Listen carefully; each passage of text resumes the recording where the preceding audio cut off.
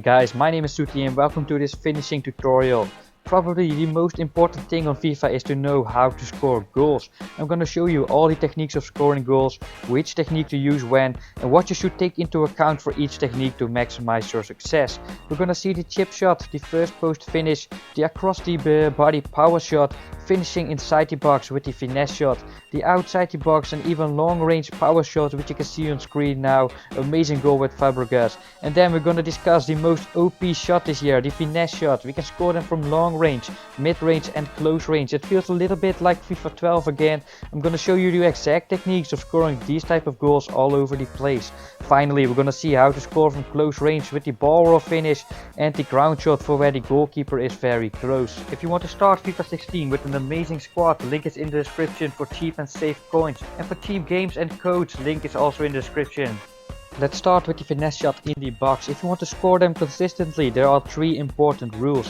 1 is to always use the strong foot of the player, or the player has to be at least 4-star weak foot. 2 is get the angle right. Just like at free kicks, we need to position the player well for him to be able to apply great curve to the ball.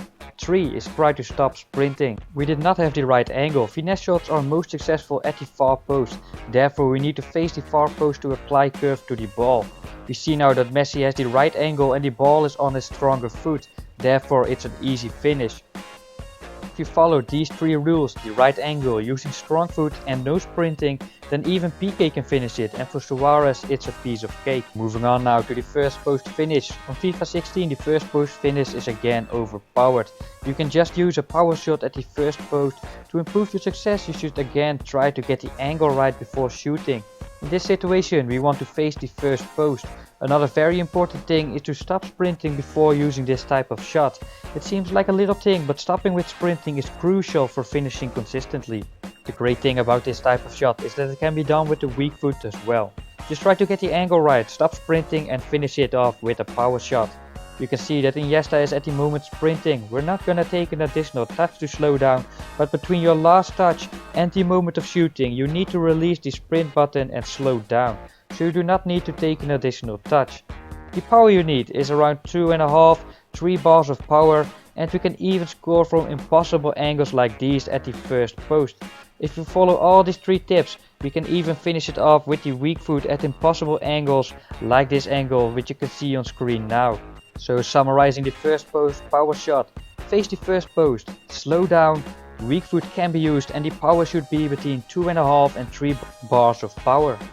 The across the body power shot, not many people know about it, but when we are going up with a left footed player we do not need to change the angle before shooting. As you can see we are looking diagonally up with Messi, but we do not need to change the angle. We can shoot it at the far post, and actually these type of shots are very accurate. So when you're dribbling diagonally to the first post, we can shoot it at the far post without changing the angle first. So just keep looking diagonally, and changing the angle may often take too long. So when sprinting to the first post we can do a power shot across the body to the far post, which you can see Iniesta doing here. This type of shot is most effective with the strong foot only. We again need to stop sprinting before shooting. So between the moment from the last touch of the dribble and the shot, release the sprint button and slow down. An additional touch may take too long. Now the most overpowered shot this year. This is the finesse shot, which we can literally use to score them from all over the place. The important rules for finesse shots are again getting the right angle, use the strong foot, aim at the far post and stop sprinting. From longer range we need a slightly different angle than from close range though. Also we need to power up shots more. If you are more in the center of the pitch, like the area on screen now, then you may want an angle like this, so facing directly to the far post. Also from the other side we want this kind of angle. We can shoot them just under the bar, just like with Rakitic, then we need 3 bars of power, or we can shoot them a little lower, then we need around 2.5 bars of power. When we are more on the side of the pitch, you want a different angle. We can see I have the wide angle now, so I'm facing to the sideline. Therefore Benzema can apply great curve to the ball and beat the goalkeeper even from this angle.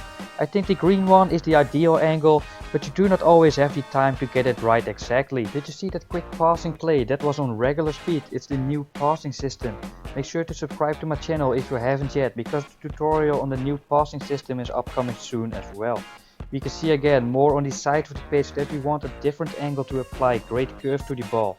So in the center of the pitch we usually just want to face the far post. We can use around 3 bars of power for a finesse shot just under the bar, which I think goes in the most of the time, more often than the low variation, for which you need around 2.5 bars of power. But remember, for long range the perfect angle is to face almost to the sideline. Power shots outside the box on FIFA 15 they were very hard to score, but on FIFA 16 they are back. Try to face the direction in which you want to shoot for more success and use the stronger foot. Also try again to stop sprinting. The power we need is around 2.5 bars of power. We see here now the Berber spin to Ronaldo chop, possibly the most effective skill moves on FIFA 16. I have an all skill moves tutorial and a tutorial playlist in the description down below. Make sure to check them out and subscribe to my channel for more in-depth tutorials. For longer range power shot you should aim for the far post and again face where you want to shoot, so face to the far post. We only need more power now, around 3 bars of power. The ground shot is the best option when finishing from close range. The goalkeeper will be very close and shots over the ground will fool the goalkeeper over and over because they are very hard to save. So how do you perform a ground shot? You have to tap the shoot button a couple of times. So just press tap on the shoot button very quickly with low power and then you perform a ground shot. That's all that's to it really. So when you're close to the goalkeeper it's a very good option to go for the ground shot. Tap the shoot button with low power and it will just roll into the goal.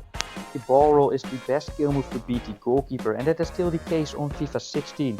Check out the tutorial in the description below to see how to do a ball roll in the all skill move tutorial video, and make sure to subscribe to my channel and check out the tutorial playlist which is also down below for a more in-depth tutorial on the ball roll and the new no-touch dribbling system for example. The goalkeepers do still seem a little bit glitched to the ball roll because they do not move with you and the angle opens up for a really easy goal. Last but not least, scoring with chip shots. Scoring them from the side like I used to do in FIFA 15 is a little harder, but it can still be done. Scoring chip shots when one-on-one with the goalkeeper however is easier than ever. The power you need is about 2.25 bars of power.